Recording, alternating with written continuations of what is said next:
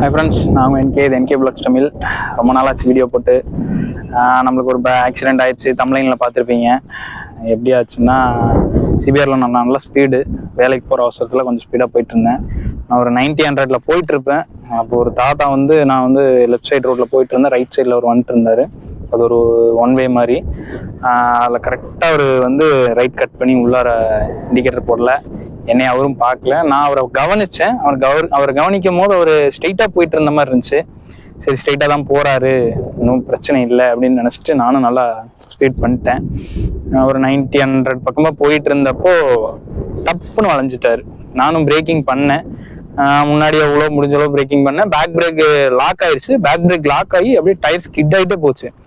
சரி, எப்படியோ கண்ட்ரோல் பண்ணிடலான்னு சொல்லிட்டு முடிஞ்ச அளவு கண்ட்ரோல் பண்ணி ஃப்ரண்ட் பிரேக் ஓவரா ப்ரெஷர் பண்ணவும் ஃப்ரண்ட் லைன் எப்படி இழுக்க ஆரம்பிச்சிச்சு.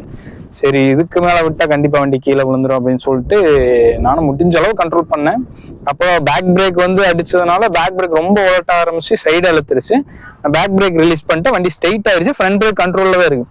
ஒரு 60-70 பக்கமா அவர் இப்படி திரும்பி போயிட்டார். நானும் இந்த பக்கம் ரைட் இழுத்துட்டேன். அவர் லெஃப்ட் முடிஞ்சு அவர் போகவே இல்லை, ரொம்ப ஸ்லோவா போனாரு. எனக்கும் அவருக்கும் அவர் குறுக்கால வரைக்கும் எனக்கும் எவ்வளவு கேப்னா ஒரு 10 அடி கூட இருக்காது. சடனா அவர் உள்ளார கட் பண்ணிட்டாரு. நானும் முடிஞ்ச அளவு கண்ட்ரோல் பண்ணேன். அந்த எப்படி சொல்றது, அவர் வருவாருன்னு நான் எதிர்பார்க்கல. நான் வேற ஏதோ இதுல போயிட்டு இருந்தேன். டக்குன்னு அவர் உள்ளார வந்தோடனே என்னால் கண்ட்ரோல் பண்ண முடியல. அவர் பின்னாடி நான் அடிச்சிட்டேன். அவர் XL100 பின்னாடி அடிச்சு என்னோட சைடு ஃபுல்லா எனக்கு இந்த இடத்துல ஒரு காயம், போட்டோல பார்த்துருப்பீங்க. நல்லா ஆழமா கிழிச்சிருச்சு. தொடையில ஒரு அடி, முட்டியில ஒரு அடி. அவரு வண்டி சைட்ல அடிச்சிட்டேன்.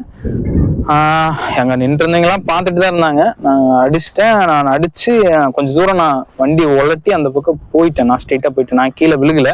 என்னால் முடிஞ்சளவு நான் கண்ட்ரோல் பண்ணிட்டேன். அவர் அப்படியே அந்த சைட்ல புதர் மாதிரி இருக்கும், அந்த இடத்துல ஜம்ப் பண்ணி விழுந்துட்டாரு. அவருக்கும் கொஞ்சம் அடி, முட்டி, கை, கால் எல்லாம். அங்க அவரு ஊரு. நான் வெளியில இருந்து வரேன்.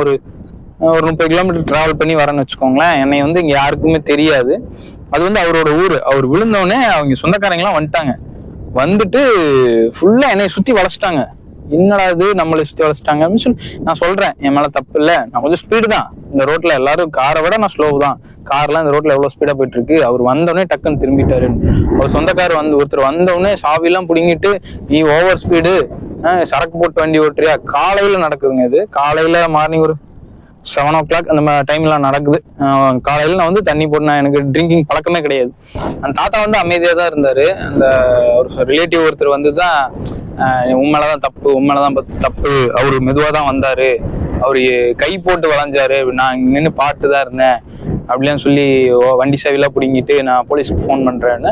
நான் பண்ணுங்க, என் மேல எந்த தப்பும் கிடையாது, நான் கரெக்டா தான் வந்தேன், இந்த ஸ்ட்ரெயிட் ரோட்ல எவ்வளவு ஸ்பீட் பண்ணுவாங்களோ அந்த ஸ்பீட்ல தான் வந்துட்டு இருந்தேன். ஆக்சுவலா அது ஒரு NH மாதிரி டபுள் வே, அதுல வந்துட்டு இருந்தேன். கார்லாம் 100க்கு மேல போயிட்டு இருக்காங்க. நான் ஓரளவுக்கு ஸ்லோ தான். அவரை பார்த்தோன்னே நான் இன்னும் கொஞ்சம் ஸ்லோ பண்ணிட்டேன். அவரை இடிக்கும் போது ஒரு 60-70 தான் இருந்திருப்பேன்னு நினைக்கிறேன். ஸ்பீடோமீட்டர்லாம் அந்த டைம்ல பார்க்க முடியல. நான் கண்ட்ரோல் பண்ணிட்டேன். பிரேக்கிங் அந்த அளவுக்கு ஸ்டாப்பா வீல்ல ஸ்கிட் ஆகிற அளவுக்கு பிரேக்கிங் பண்ணிட்டேன். எவ்வளோ போய் அடிச்சேன்லாம் எனக்கு தெரியல. ஒரு 3 செகண்ட் தான் இருக்கும், எல்லாமே முடிஞ்சு. அவர் கீழே விட்டாரு. நான் அவரை அடிச்சு சைடு ஃபேரிங், கை, கால் எல்லாம் அடி. அப்புறம் என் மேலதான் தப்பு அப்படின்ற மாதிரி எல்லாரும் நினைச்சிட்டாங்க. அப்புறம் நம்ம இதுக்கு மேல அமைதியா இருந்தாருன்னு நான் அவர்கிட்ட சண்டைக்கு போயிட்டேன்.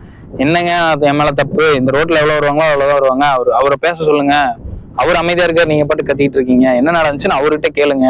அவர் பாட்டுக்கு வந்தாரு, லெஃப்ட் கை போடல, இண்டிகேட்டர் போடல, முதல்ல ரோட்டே பார்க்கல, வந்தவரை அவரு டப்புன்னு உள்ளார வந்துட்டாரு ஸ்ட்ரெயிட்டா போற மாதிரி. இங்க நிறைய பேர் நின்று இருந்தாங்க, எல்லாரையும் கேளுங்க அப்படின்னு சொல்லவும் அங்க பக்கத்துல நின்று இருந்தீங்களா, ஆனா நீங்க எல்லாம் பாத்தீங்கன்னா சொல்ல மாட்டீங்களாண்ணா, அவர் நீங்க பாத்தீங்கல்ல அப்படின்னு நான் கேட்கவும் அதுக்கப்புறம் சொல்ல ஆரம்பிச்சாங்க, இல்ல அந்த பையன் மேல தப்புல ஸ்ட்ரெயிட்டா தான் வந்துட்டு இருந்தான், இவர் தான் எதையும் பார்க்கல, நான் பார்த்துட்டு தான் இருந்தேன், அங்க நின்று டீ குடிச்சிட்டு இருந்தீங்களா, இல்ல நான் பார்த்துட்டு தான் இருந்தேன், அவர் பாட்டுக்குள்ளார வந்துட்டாரு, அந்த பையன் மேல தப்பு இல்லை அப்படின்னு நான் அதுக்கு முன்னாடியே நான் கத்த ஆரம்பிச்சிட்டேன்.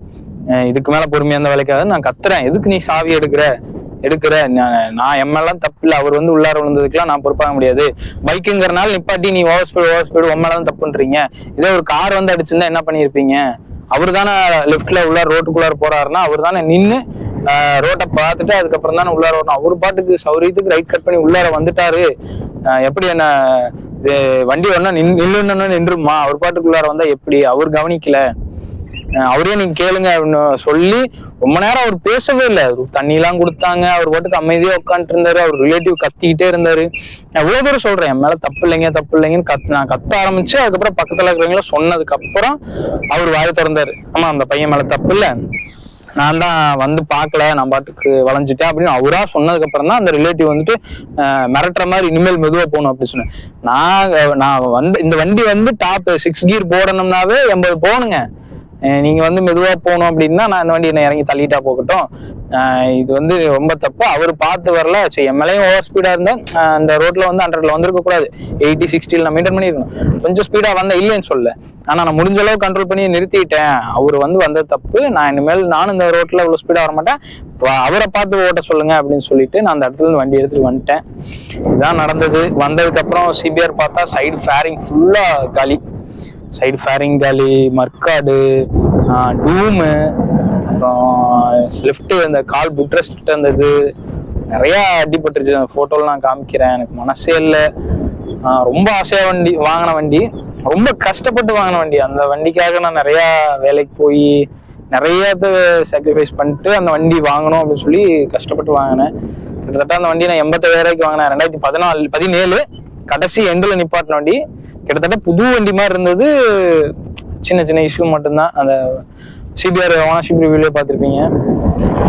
அப்புறம் சரி இந்த அளவுக்கு நடந்துருச்சு அப்படிங்கும் போது வீட்டில் வந்து எல்லாம் பார்த்தாங்க, இப்படி ஆயிடுச்சு அப்படின்னு சொல்லிட்டு நான் மனசு உடைஞ்சிட்டேன். வண்டி இப்படி உடையவும் அப்புறம் சிபிஆர்ல இன்னொரு இஷ்யூ அப்பதான் போய்கிட்டு இருக்கு, 1 வருஷமா போய்கிட்டு இருக்கு. அந்த வண்டி எடுத்து 1 வருஷம் பக்கமா ஆயிடுச்சு. இந்த ஆக்சிடென்ட் ஆகும்போது 1 வருஷமா போயிட்டு இருந்துச்சு. என்னன்னா நேம் டிரான்ஸ்ஃபர் பண்ண முடியல. நேம் டிரான்ஸ்ஃபர் என்ன பிரச்சனை ஆயிடுச்சுன்னா, ஃபர்ஸ்ட் ஓனர் வந்து ஏதோ ஒரு பேங்க்ல லோன் வாங்கியிருப்பார் போல, அந்த என்ஓசி லெட்டர் வந்து நார்மல் லெட்டர் வாங்கியிருக்காரு. அதுல சீலும் சரியா இல்ல, நார்மல் லெட்டர்ல யாரோ சைன் பண்ணியிருக்காங்க, இந்த மாதிரி லோன் முடிச்சிட்டாரு அப்படின்ற மாதிரி மட்டும் சொல்லியிருக்காங்க.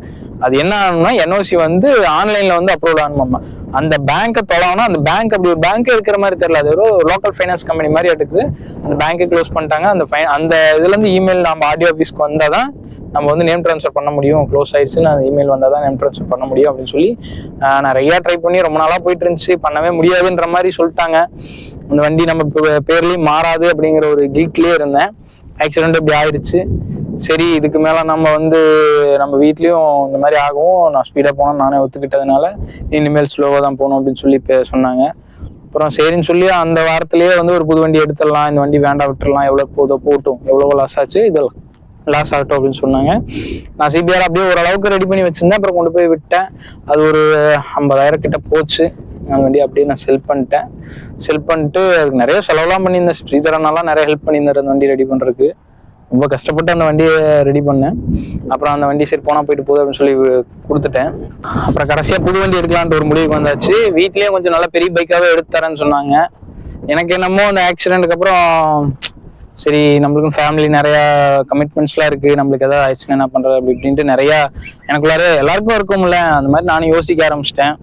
போதும் எல்லாம் நிப்பாட்டிக்கலாம் அப்படின்ற அளவுக்கு கூட யோசிச்சுட்டு சரி இதோட நிறுத்திக்கலாம் அப்படின்னு சொல்லிட்டு அதுக்கப்புறம் தான் யூடியூப்ல வீடியோவும் அதிகமாக போஸ்ட் பண்ணல, அப்படியே நிப்பாட்டிட்டேன். நீங்கள் இப்போ ரீசெண்டாக பார்த்துருப்பீங்க பர்கூர் ஹில்ஸ் வீடியோ, அது கூட ரொம்ப கொஞ்சம் ஒரு 3-4 மாதத்துக்கு முன்னாடி எடுத்த வீடியோ தான். அந்த இன்சிடென்ட் நடந்ததுக்கப்புறம் அப்படியே ஃபுல்லாக ஸ்டாப் பண்ணிட்டேன்.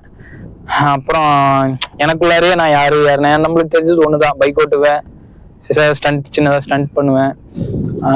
நம்மளுக்குன்னு ஒரு அடையாளம்னா பைக் மட்டும்தான். மற்றவங்க மாதிரி கிரிக்கெட் பிளேயர் அந்த மாதிரி எதுவுமே கிடையாது. சின்ன வயசுல இருந்து ஒர்க் ஷாப் போயிட்டு இருந்தேன். பைக்னா ரொம்ப பிடிக்கும். சின்ன வயசுல கொஞ்சம் ஸ்டண்ட் எல்லாம் பழகிட்டு இருந்தேன். அந்த இன்ட்ரெஸ்ட்லயே இருந்தோம். அப்புறம் மோட்டோ விளாக்லாம் பார்க்க நம்மளுக்கு மோட்டோ விளாக் சேனல் ஆரம்பிக்கணும்னு ஒரு ஆசை ஆரம்பிச்சோம். அதுக்கு சின்ன சின்னதா எல்லாமே அமௌண்ட் ரெடி பண்ணி, நம்ம அப்பர் மிடில் கிளாஸ் கூட ரொம்ப லோயர் மிடில் கிளாஸ் தான், நம்மளால அமௌண்ட் அவ்வளோ சீக்கிரம் ரெடி பண்ண முடியாது. ரொம்ப கஷ்டப்பட்டு அமௌண்ட்லாம் ரெடி பண்ணி ஓரளவுக்கு அப்படியே சேனல் கொண்டு போயிட்டு இருந்தேன். வாட்ச் ஓவர்லாம் சப்ஸ்கிரைபர்லாம் ரீச் பண்ணிட்டேன். வாட்ச் ஓவர் வந்து கிட்டத்தட்ட 3000க்கே போயிருச்சு. இன்னும் ஒரு 1000 வாட்ச் ஓவர் இருந்திருந்தா சேனல் வந்து எலிஜிபிளா இருக்கும், ஏர்னிங்லாம் வந்திருக்கும். ஆனால் எதுவுமே பண்ண முடியாமல் போயிடுச்சு. அப்புறம் இவ்வளோ தூரம் வந்ததுக்கப்புறம் அப்படியே போயிட்டு அப்புறம் ரொம்ப ஃபீல் ஆயிடுச்சு. நான் ஒரு பைக் எடுத்தேன். அந்த பைக் இன்னைக்கு ரிவீல் பண்ண போறேன். என்ன பைக் நம்ம வாங்கியிருக்கோம் நீங்க பார்க்க தான் போறீங்க. அப்புறம் அப்படியே ரொம்ப ஃபீல் ஆயிடுச்சு. அப்படியே பாட்டு இருந்தேன்.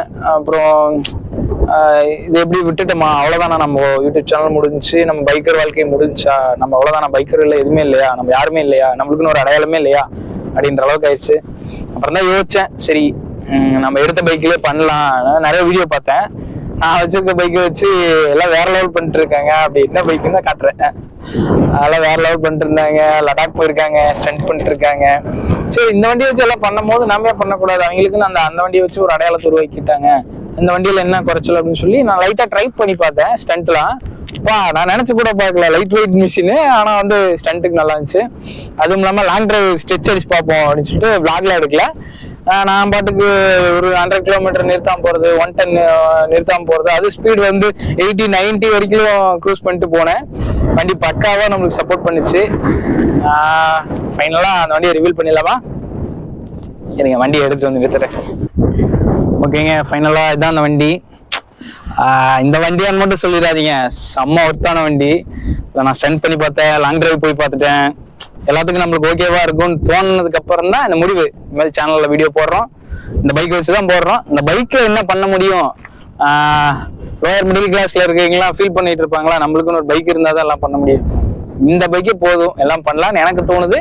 நான் ட்ரை பண்ண போறேன், நீங்களும் என்னோட சேர்ந்து சப்போர்ட் பண்ணுங்க. இதுதான் நம்ம பைக் ஸ்ப்ளெண்டர். டாப் வந்து ஸ்பீடு வந்து 90 வரைக்கும் போகுது. மைலேஜ் டாப்ல வந்து அவ்வளோ தராது, ஒரு 60-50 எல்லாம் மெயின்டைன் பண்றீங்கன்னா அரௌண்ட் 70 வரைக்கும் மைலேஜ் தருது. நல்ல மைலேஜ் பைக், அடிக்கும் நல்லா தாங்குது. கிட்டத்தட்ட ஒரு 16,000 கிலோமீட்டர் ஓட்டிட்டேன். எடுத்து கொஞ்ச நாள் தான் ஆச்சு, ஓட்டுன்னு ஓட்டிட்டேன். நல்லா இருக்கு. இனிமேல் தான் வண்டி இதெல்லாம் விளாக் போட போறோம். Please support NK Vlogs. நம்ம நிறைய இந்த பைக் இருக்கு, இதுக்கெல்லாம் மெயின்டெனன்ஸ் ரொம்ப கம்மி. அதுவும் இல்லாம பெட்ரோல் கம்மியா போட்டா போதும், நிறைய வெளியில போயிட்டு வரலாம். அப்புறம் ப்ராக்டிஸ்க்கும் எனக்கு வேற பைக் வாங்குற அளவுலாம் இப்போதைக்கு அமௌண்ட் எதுவும் இல்லை. இதுலதான் ஸ்டண்ட் ப்ராக்டிஸும் பண்ண போறோம். நம்மளுக்கு ஸ்டண்ட்ல கொஞ்சம் இன்ட்ரெஸ்ட், அதையும் விடக்கூடாது அப்படின்னு தோணுச்சு. அதனால இதுல இருந்து இனிமேல் வந்து வாரத்துக்கு ஒரு வீடியோ கண்டிப்பா வந்துடும். அதுவும் இல்லாம இந்த வண்டி தான் இனிமேல் NKயோட பைக் என்னன்னா ஸ்ப்ளெண்டர். ஓகே, செம்மையா இருக்கும். ஓகேங்க, இதைதான் நான் உங்ககிட்ட சொல்லணும்னு நினைச்சேன். எங்கடா ஆரம்பிச்சான், ஓரளவுக்கு போட்டு இருந்தான், எங்கேயோ போயிட்டான்னு நினைச்சிருப்பீங்க. அதனாலதான் என்ன பைக் வாங்கியிருக்கோம் அப்படின்னு சொல்லிட்டு எல்லாம் சொல்லிடலாம். இனிமேல் வந்து சேனல்ல வீடியோ போடுவேன்னு சொல்லிடலாம்னு சொல்லிட்டு இது பண்ணியிருக்கேன். நிறைய இம்ப்ரூவ்மெண்ட் பண்ணியிருக்கோம். மைக் வாங்கியிருக்கோம், அப்புறம் ட்ரைபேட்ல வாங்கியிருக்கோம். சோலோவாகவே வீடியோ போடுற அளவுக்கு டெவலப் ஆயிருக்கும். ஓகே, நம்ம சேனலை சப்ஸ்கிரைப் பண்ணுங்க, நம்மளுக்கு சப்போர்ட் பண்ணுங்க. இனிமேல் ரெகுலராக வீடியோ போடுறோம். அப்புறம் வாரம் வந்து ஸ்டண்ட் ப்ராக்டிஸ் பண்ணலான் இருக்கேன். இந்த வண்டியில ஸ்டண்ட் எப்படி இருக்குன்னு பாருங்க. அப்புறம் முடிஞ்சளவு மோட்டோ விளாக் பண்ணுவோம். நிறைய வெளியில போகலான் இருக்கேன். GoProல கொஞ்சம் அப்டேட் பண்ண வேண்டியது இருக்கு, எல்லாம் பண்ணிட்டு மோட்டோ விளாகும் பண்ணுவோம். அப்புறம் இடையில சின்னதாக நம்மளுக்கு கிடைச்ச பைக்ல வச்சு பண்ணலாம். ஓகே, பாய்.